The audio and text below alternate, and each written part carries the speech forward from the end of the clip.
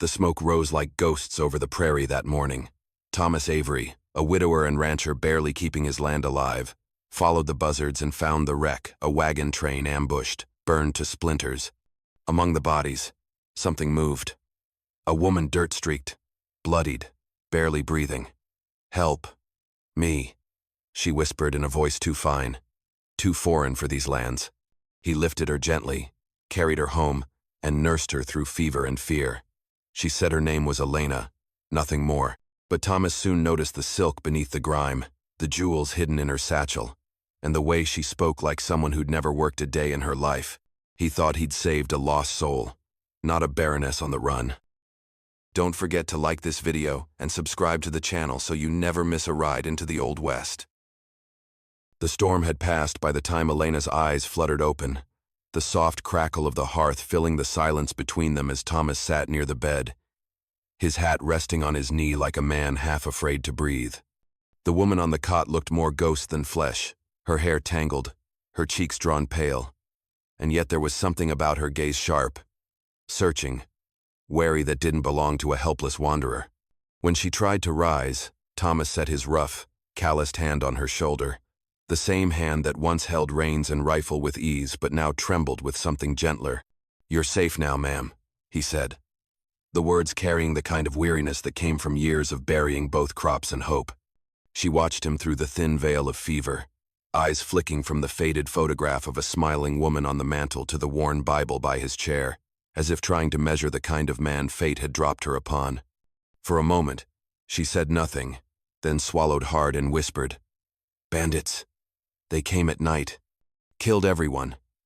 Her voice cracked on the last word, and Thomas, out of instinct more than pity, turned away to stir the soup simmering on the stove. "You're lucky to be alive," he muttered, ladling a bowl and setting it by her side. "Wasn't luck," she murmured faintly, her tone strange, almost knowing. He frowned but let it pass. Over the next few days, she drifted in and out of sleep, mumbling names that didn't sound like frontier folk titles maybe, or places from far across the sea. He noticed the fine stitching of her dress beneath the dirt, the faint glint of gold at her wrist she'd failed to hide, and the scent of lavender still clinging faintly to her hair despite all she'd been through. When she woke one dawn and found him tending to a lame colt outside, she watched through the cracked window pane, her expression softening for the first time. There was something heartbreakingly decent about him, the way he worked without complaint, the way he talked to the animals like old friends. Yet she knew decency could be dangerous out here. Decent men asked questions. Decent men noticed things. And Thomas, though kind, was not a fool. That evening, as the wind howled against the cabin walls, he asked quietly, "Where was your wagon headed?" Her spoon froze halfway to her lips. "West," she said finally. "We were seeking new land." "You traveling with family?" he pressed. A flicker of pain crossed her face. No, no one left. The lie came too easily, and Thomas saw it but didn't call her on it. Instead, he poured himself a small measure of whiskey and sat by the fire, studying the way the flames danced across her features. He'd brought home strays before lost calves, wounded birds but never someone like her. And as the night deepened, he couldn't help but wonder if saving her had been mercy, or the beginning of something he couldn't yet name. Outside, the coyotes howled in the distance, and inside, beneath the flicker of lantern light, two strangers sat in uneasy silence, both hiding ghosts the other could almost feel. The mornings came cold and gray across the plains, the kind of cold that crept through the boards of Thomas's small cabin and lingered even in the glow of the hearth. But Elena found herself rising early all the same, drawn by the rhythmic sounds of work beyond the window, the rasp of a saw, the creak of the barn door, the low murmur of Thomas's voice as he spoke to his horse like it were the last friend he had in the world. Each day she learned something new about the quiet man who'd saved her, how he favored his right leg because of an old injury, how his coffee was strong enough to melt a horseshoe, and how he paused before every meal, whispering the same grace under his breath, though no one was there to say amen. His world was humble, patched together with rough hands and endless patience, a life measured by fences mended and storms endured, and she, who'd once dined under chandeliers, could not quite understand how a man could own so little yet seem so sure of himself. At first, her help was little more than a burden. The bread came out blackened, the wash water sloshed across the floor, and when she tried to saddle the mare, the animal near threw her. Thomas only laughed, that rare, quiet laugh that seemed to surprise even him, and took her hands to show her the right way. "You'll get it right," he said gently. "Takes time." His hands, rough as bark, guided hers, and she felt a strange warmth bloom where his skin touched hers.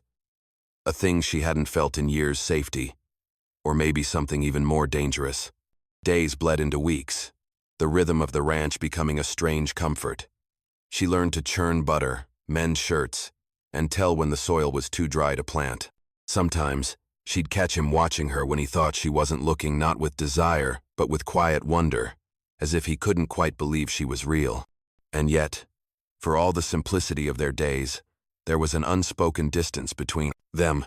At night, when he sat by the fire polishing his rifle, she'd stare into the flames and think of the life she'd fled, the heavy curtains, the scent of rosewater, the hands of men who dealt in power and deceit.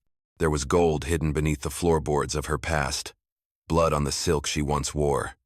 Here, in this lonely place, she could almost pretend none of it existed. Almost. One afternoon, while helping Thomas patch the fence line, a rider appeared on the far ridge, just a shadow against the setting sun, still and watchful. Thomas lifted his rifle out of habit, eyes narrowing. "Neighbor," she asked, her voice too quick, too afraid. "Ain't got any," he muttered. The figure turned and rode off, leaving only dust in its wake, but Elena's hands trembled as she tied the last wire.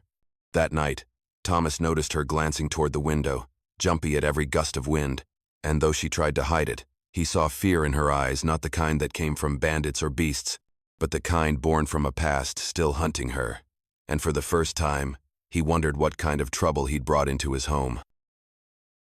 The day Thomas rode into town, the horizon wavered with heat, and the sun hung over the prairie like a molten coin, the kind of day that baked the earth dry and left even the wind too tired to stir.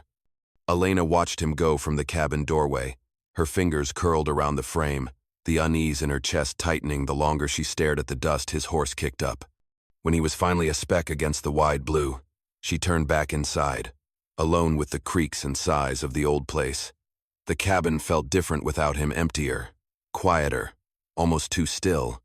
Curiosity tugged at her like a hand she couldn't shake. She wandered through his small world, the worn Bible with its pages softened by years of prayer, the wooden chair that leaned just slightly to one side, the mantel where a photograph of a smiling woman stood beside a pressed sprig of lavender. Everything spoke of a man who had loved deeply once and learned to live with the ache of it. When she opened the chest at the foot of the bed, she found mended shirts, a folded quilt, and beneath them, a stack of letters bound with string unopened, all addressed to Thomas Avery, Raleigh Post. Her breath caught, but she closed the lid softly, unwilling to trespass too far. Yet even as she explored, she felt the weight of her own secrets pressing back. Her satchel lay by the hearth, the one thing she'd kept close since the ambush. She'd told herself she wouldn't look, that she'd buried that life along with the bodies left behind. But loneliness has a cruel way of loosening resolve. She unbuckled the leather and poured out its contents onto the table. The glint of gold coins stamped with the crest of a foreign house, a small locket, and a miniature portrait of family frozen in oil and color. Her face among them, younger and unscarred. The sight of it hit her like a blow. She ran her thumb over her painted reflection, remembering the ballroom light, her father's hand heavy on her shoulder, her husband's smile that never reached his eyes. When the door creaked open hours later, she nearly jumped. Thomas entered, the scent of dust and horse clinging to him, his arms full of supplies. "Didn't mean to startle you," he said, setting down the sack. But his eyes had already found the satchel and what lay beside it. The air between them thickened. Slowly, he reached for one of the coins, turning it over in his calloused fingers. "These don't look like any I've seen," he said quietly. "You gonna tell me what kind of bandits carry royal gold?" Elena's pulse hammered in her throat. "You've no right," she began. But he cut her off with a look that wasn't angry, just tired. You're under my roof. I reckon I got the right to know who I've been feedin'." For a long moment, she said nothing, the only sound the fire crackling between them. Then she gathered the coins, her hands trembling just enough to betray her. "I'm someone better off forgotten," she said finally, her voice hollow. "And if you're smart, you'll forget me too." She turned away, and though Thomas wanted to believe he could, that night he sat long by the dying fire, staring at the locket's faint reflection in the coals, and knew he never would. The wind came hard off the prairie that evening, carrying with it the scent of rain and gunpowder, the kind of omen every rancher learned to feel in his bones. Thomas had been in town no more than an hour when the talk began. Low murmurs in the corner of the saloon. The clink of glasses stilled as a group of hard-faced men rode in from the east, dust on their coats and rifles slung low. "Foreign woman," one of them asked the barkeep, his voice a slow drawl hiding something sharper beneath. "Pretty thing, dark hair, carries herself like she ain't from around here." The barkeep hesitated, glancing toward Thomas, but said nothing. The men fanned out, asking the same question to every drunk and drifter, and though no one gave them an answer, Thomas felt the blood drain from his face. He didn't wait to finish his whiskey. By the time he mounted up, the clouds had rolled in thick and gray, and his horse sensed his urgency, galloping hard across the plains toward home. The cabin light was out when he arrived, the door unlatched and swinging in the wind. Inside, the chair was overturned, the soup pot spilled, and the satchel gone. "Elena!" he shouted, the sound swallowed by the rising storm. He caught sight of the footprints in the dirt, small, hurried, leading toward the northern hills, and his gut clenched. She'd run, and not without reason. He saddled up again, following her trail through the tall grass, the darkness closing in like a curtain. Thunder cracked overhead, and he found her hours later by the creek, crouched beneath a twisted cottonwood, her face pale in the flicker of lightning. She flinched when he approached, eyes wide and wild until she saw it was him. "Thomas," she gasped, voice trembling. "They're coming for me." "They always do."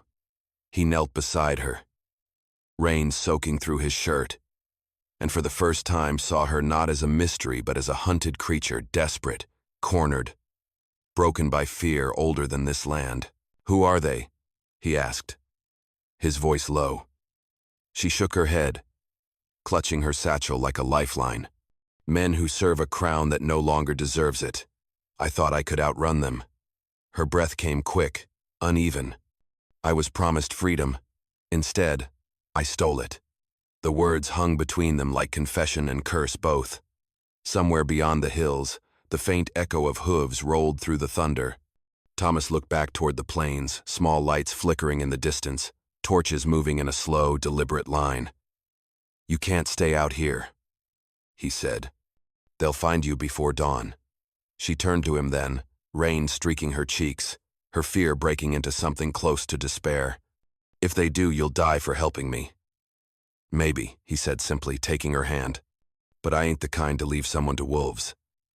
The flash of lightning lit their faces, her eyes full of panic. His steady as stone, and for the first time, Elena believed he might mean it. Together they moved deeper into the trees, the storm howling around them, the night alive with pursuit. Behind them, the torches crept closer. And in that black wilderness between thunder and dawn, the rancher and the fugitive vanished into the wild like ghosts chased by the living. The moon hung pale and swollen above the creek that night, its reflection trembling on the black water like a secret trying to break free. And for the first time since Thomas had found her bleeding on the prairie, Elena stopped running. They crouched beneath a low outcrop of rock, the storm spent but the air still heavy with the scent of rain and fear. Thomas built a small fire, its glow painting their faces in gold and shadow, and waited. She sat across from him, clutching her knees, her silk dress torn and muddied but still whispering of a life too fine for this wilderness. The silence stretched long enough that the crackle of the fire became deafening, until at last she spoke not in the half-truths she'd fed him before, but with the flat, exhausted tone of someone who'd run out of lies. "My name isn't Elena Ward," she said softly, staring into the flames. "It's Baroness Elena von Kessler, from Salzburg." The title felt foreign here, absurd even, like a jewel dropped in the dirt. and Thomas could only stare, unsure if he'd heard her right. "A baroness," he said finally, his voice slow, testing the word. She nodded, eyes glistening. "My husband and I came west under the pretense of purchasing land ranches, mining claims, but it was never about land. He was moving weapons, selling them to men planning to carve up the borderlands for themselves. I found out too late." Her hands shook as she reached into her satchel, pulling out a small silver crest engraved with the Kessler insignia, proof enough of her words. "The men who attacked our wagon, they weren't outlaws. They were hired. Rivals.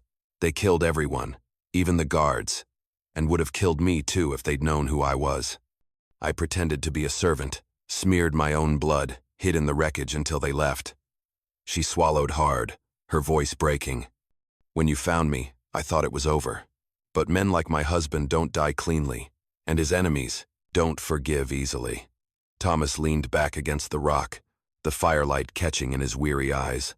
"So all this time, you've been hiding from the kind of war most men never even see coming," he said quietly. She nodded, her shoulders trembling beneath the weight of it all. "I didn't want to drag you into this," she whispered. "You saved me once. I thought I could just disappear, let you go on believing I was no one." He looked at her for a long while, then reached for the tin cup beside the fire and handed it to her. "You should have told me sooner," he said, not unkindly. "Wouldn't have changed what I did." That simple truth struck her harder than any accusation could have. For a moment, her breath caught not in fear this time, but in something dangerously close to trust. "You don't understand," she said, almost pleading. "These men, they don't stop. They'll burn this whole valley to ash if they think I'm still breathing." Thomas's gaze turned toward the darkness beyond the firelight, where the wind whispered through the trees like a warning. "Then we best make sure they don't find out where you are," he said, his tone quiet but unyielding.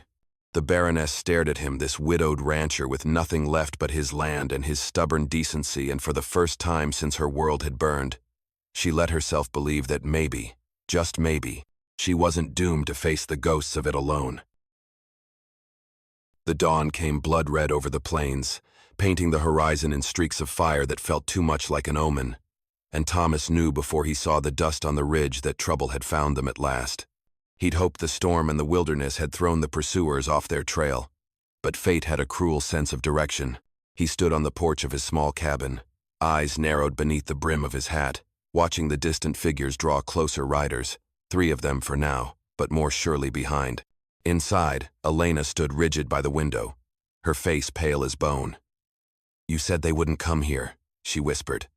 "I said I hoped they wouldn't," Thomas answered, voice flat as he checked the rifle's chamber. "Hope don't carry much weight out here." He turned to her then, every line in his face hardened by resolve. "Down to the cellar. Don't argue." She started to protest, but the look he gave her stopped the words dead on her tongue. He guided her to the trapdoor behind the stove, handed her a lantern, and closed it gently once she was below, his palm lingering on the wood as if to promise he'd be back.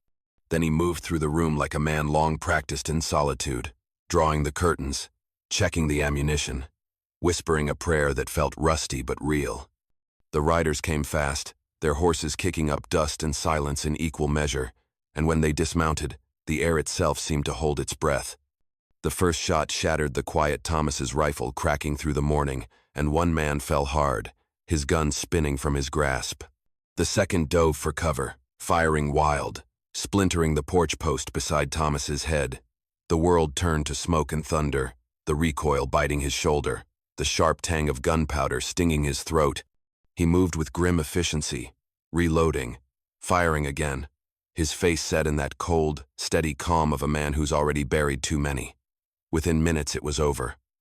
2 lay still, in the dust, and the third, a broad man with a scar across his jaw, bled from a wound in his leg, cursing in a language Thomas didn't know. Thomas stood over him, rifle-trained, chest-heaving. "Who sent you?" he demanded. The man spat blood, sneering. "You think you can hide her? They'll burn this place to the ground." Thomas pressed the barrel against the man's throat. "How many?" "More than you can kill," the man rasped. "They're coming from the east, maybe a dozen, maybe more." For a moment, Thomas said nothing. Then he stepped back, lowering the rifle just enough to let the man breathe. "Then you best start ridin'," he said quietly. "Tell him the Baroness is dead. Tell him you saw her buried." The man blinked, surprised, then limped to his horse and rode off into the red horizon, leaving behind only silence and the heavy scent of blood. Thomas stood there a long while, staring after him, until the wind rose and the prairie began to whisper again. When he finally lifted the cellar door, Elena's eyes met his wide, terrified, shining with unshed tears. "It's done," he said softly, though they both knew it wasn't. "But we've only bought ourselves a little time." And as the first full light of morning spilled over the ranch, Thomas Avery realized that protecting her would cost him everything he still had to lose. By mid-morning, the sun had burned the last of the storm mist from the valley, laying bare the wreck of what the night had left behind: 2 graves by the fence line, the porch riddled with bullet holes, and Thomas Avery standing in the yard like a man already halfway to legend or ruin. The clang of a bell startled the stillness, and when he looked up, he saw Sheriff McCall riding slow up the dirt path, dust curling at the hooves of his old chestnut mare. McCall was a broad man, gray at the temples, his badge worn dull but his eyes sharp as ever, the kind that missed nothing and forgave less. "Heard the devil came callin' last night," the sheriff said, reining in his horse. His gaze drifted to the graves, then back to Thomas. "You plan on telling me why 3 armed men decided to bleed out on your property?" Thomas wiped a hand across his brow, the motion weary, deliberate. "Didn't plan on them dying," he said quietly.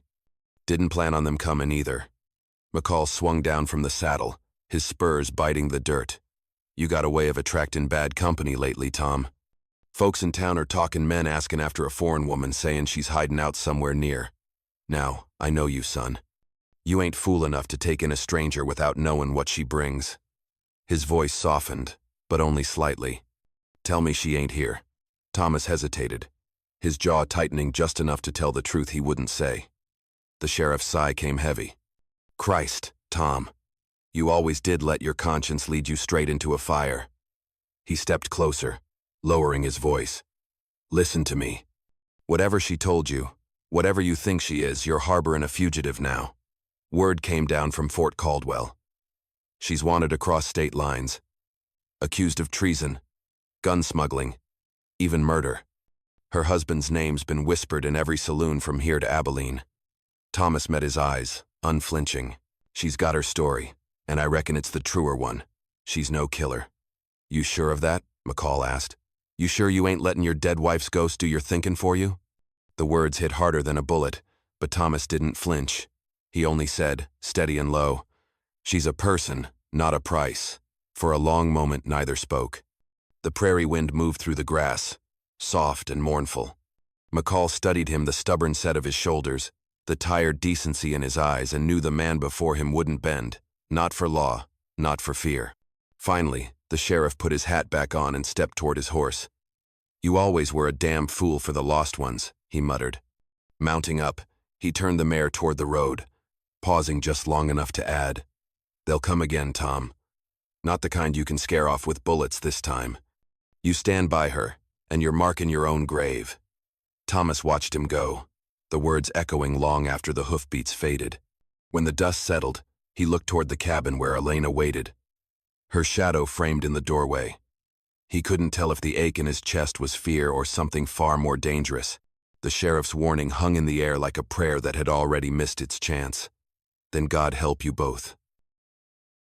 They left the ranch under a moon thin as a knife, its silver edge cutting through the darkness as if the land itself were holding its breath. Thomas saddled the mare with quiet precision, every motion practiced, his hands steady even as his heart thundered in his chest. Elena moved beside him in silence, dressed now in plain calico and a borrowed coat too large for her frame, the last traces of nobility fading with every breath of prairie wind. Behind them, the ranch sat still and dark, the graves by the fence line glinting faintly under starlight, the last pieces of a life Thomas knew he'd never see again. "We ride north," he murmured, "through the high country. Harder terrain, but fewer eyes."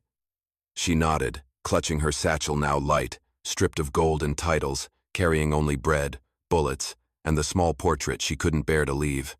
They rode until dawn broke over the hills, painting the plains in pale fire, and when they stopped to rest near a creek, Elena knelt to wash the dust from her face, her reflection rippling like a stranger's. She'd once been waited upon by servants who feared her gaze. Now she scrubbed clothes against a rock, her fingers raw, her hair tangled with wind and grit. Thomas watched from the bank, his wounded arm stiff beneath the bandage she'd wrapped with surprising care. "You're taken to frontier life better than most," he said with a wry half-smile. She looked up at him, that spark of defiance returning to her eyes. "Necessity is a fine teacher," she replied, and for the first time since the night they fled, her voice held no trace of the old European refinement, only something harder, freer. Days blurred into nights, the horizon endless and cruel. They rode through canyons that whispered like ghosts, across meadows where elk moved in silence, always watching for the faintest sign of pursuit. Sometimes Thomas would stop, dismount, and study the earth, tracing hoofprints half buried in dust. "They're close," he'd mutter, though he never said how close. When his arm reopened one night after a rough climb, Elena tore a strip from her skirt and bound it again, her hands steady even as blood stained her palms. "You should have let me go," she said quietly as she worked. "Would have spared yourself all this." Thomas looked at her through the dim firelight, the shadow of the mountains behind him. "Maybe," he said, "but I've buried too many things I cared about. Wasn't about to add you to the list." The words hung between them, heavy as confession. She turned away, hiding the tremor in her breath, and for a long moment neither spoke. The night pressed close, the wind carrying the far-off echo of hooves faint, but real. "They'll find us," she whispered. "Eventually." "Maybe," he said again, his voice low but steady. "But not tonight." They doused the fire and rode beneath the pale shimmer of stars, two figures swallowed by the immensity of the plains. Behind them, the world they'd known, her gilded halls and his quiet life of dust and sorrow, shrank into memory. Ahead lay nothing but danger, and the thin promise of freedom, fragile as dawn but worth every mile of the road. And as the sun began to rise over the far hills, painting them gold, Elena looked over at Thomas Avery, the man who'd given up everything to stand between her and the dark, and for the first time, she didn't see a rescuer. She saw a partner in exile. The dawn came fierce and golden over the high cliffs, the valley below stretching out like a sea of fire and dust, and Thomas Avery knew before the first echo of hooves reached them that this was where their running ended. He stood on the ridge, rifle in hand, the wind tearing at his coat, the weight of the coming fight pressing down like a storm. Behind him, Elena held the reins of the mare, her face pale in the light, eyes wide but steady. "They're close," he said, his voice a low rasp. "You ride west. Follow the river till you hit the canyon. Don't stop till you can't hear the guns." She shook her head, her hair catching the wind like a banner. "I won't leave you." He turned, rough and raw, anger flashing in his eyes, not at her, but at the cruel mercy of it all. "You think I dragged you this far just to watch you die here? Go." But she didn't move. Instead, she took the revolver from his saddlebag and checked the chamber with the quiet grace of someone who'd already made peace with fate. "I've run enough," she said softly. "If this is where it ends, I'll end it standing." Before he could argue, the first shots cracked through the air, sharp, hungry sounds that ripped through the morning calm. Dust rose along the ridge as riders fanned out below. Black shapes against the red Sunday. Thomas took cover behind a boulder, returning fire with grim precision, each shot echoing through the valley. Elena crouched beside him, her hands shaking only once before she steadied them and fired. One of the riders fell, tumbling from his horse into the dust, and Thomas spared her a single glance, a flicker of pride, fierce and wordless. The air filled with smoke and the metallic taste of gunpowder, the world reduced to thunder and breath and the rhythmic crack of defiance. Bullets tore through the rocks, splinters flying, but they held their ground. When Thomas's rifle jammed, Elena passed him hers without hesitation, reloading it with the speed of a soldier's wife who'd learned the value of seconds. He gritted his teeth against the burn in his arm, the blood soaking his sleeve.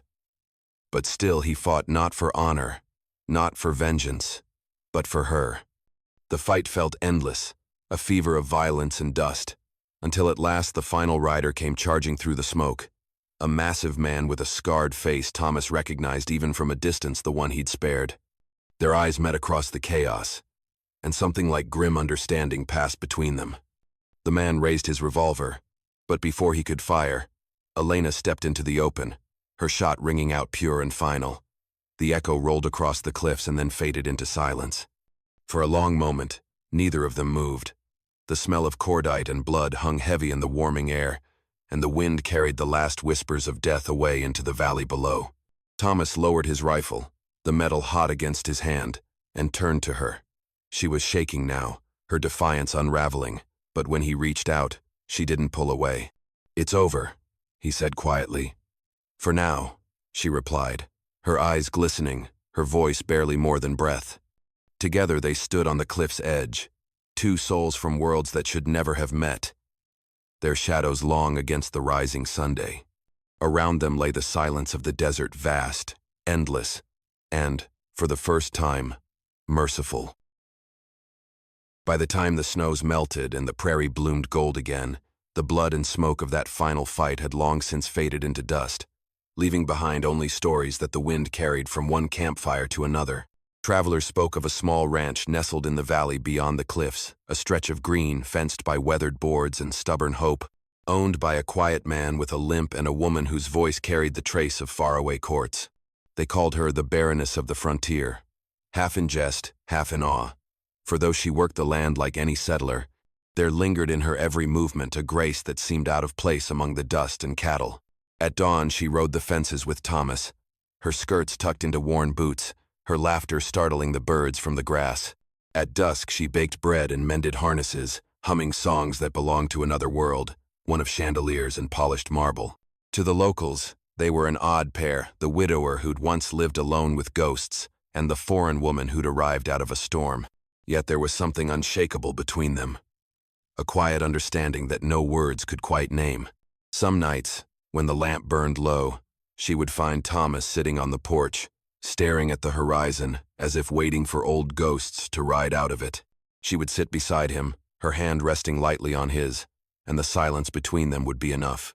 The land was hard, unforgiving, but they made it theirs, planting wheat in soil that had known only weeds, building fences where once there had been only emptiness. When strangers stopped by for water or shelter, Elena, though no one called her that name, now would welcome them with warmth that spoke of hard-earned peace. "You and your husband make quite the pair," one trader remarked one evening as he packed up his wagon. "You talk like royalty, but live like the rest of us." She smiled then, the faintest trace of her old accent curling through her words. Maybe royalty just needed to learn how. The man laughed and rode off, leaving her standing in the twilight, the wind lifting her hair like a benediction. Later, as the stars rose over the plains, she and Thomas sat together on the porch steps, the smell of sage and earth all around them. "You ever think about leaving?" he asked quietly, though he already knew the answer. She turned her gaze toward the endless sky, where the constellations shimmered like the chandeliers of her lost world. "No," she said. "I've been lost enough. Here, I'm found." He nodded, the faintest smile tugging at the corner of his mouth. In the distance, coyotes sang to the moon, and the wheat rustled in the wind like whispered prayers. And so it was that the Baroness who had fled her gilded prison became a legend of the open country, a woman reborn in the dust and light of the frontier, who traded jewels for calluses, fear for freedom, and a crown for the simple grace of a man who had taught her, in the language of the wild, what it truly meant to live.